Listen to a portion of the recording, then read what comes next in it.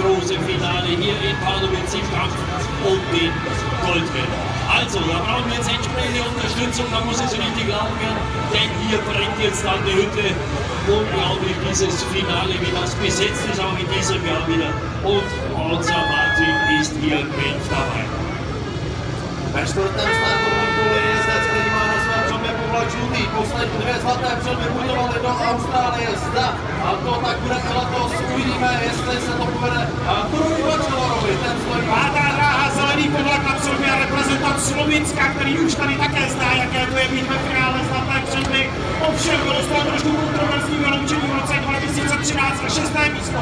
Zelený povlak na přilbě Matej Žagar. Na vnějším okraji dráhy stojí jezdec, který loni skončil třetí v závodě o 66. zlatou přilbu Jurica Pavlic.